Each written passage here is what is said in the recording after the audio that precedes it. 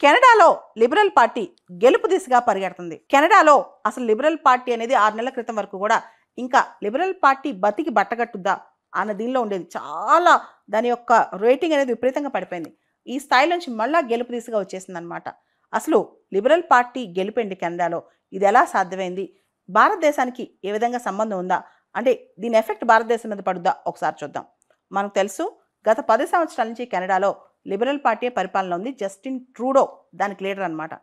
Last year Justin Trudeau చాలా చాలా week అయిపోయారు. అంతేకాదు ఆయన చేసే స్టేట్మెంట్స్ కూడా చాలా అంటే పొలిటికల్‌గా ఇన్‌కరెక్ట్ స్టేట్మెంట్స్ చాలా చేశారనమాట. ఆ తర్వాత ఈ సంవత్సరం మార్క్ కార్నీ కెనడాకి కొత్త ప్రైమ్ మినిస్టర్ వచ్చారు. లిబరల్ పార్టీ వాళ్ళు కొత్త ప్రైమ్ మినిస్టర్‌ని తీసుకొచ్చుకున్నారనమాట. అయితే మార్క్ కార్నీ ఇంతకుముందు బ్యాంక్ ఆఫ్ కెనడాకి గవర్నర్‌గా పనిచేశారు.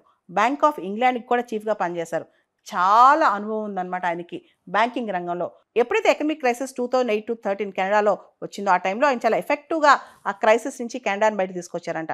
అంతేకాదు బ్యాంక్ ఆఫ్ ఇంగ్లాండ్ దాన్ని కూడా లీడ్ చేశారని చాలా కాలం. అంటే రకరకాల క్రైసిస్ నుంచి, ఆర్థిక సంక్షోభం నుంచి మార్క్ కార్నీ బయటకు తీసుకొచ్చారనమాట.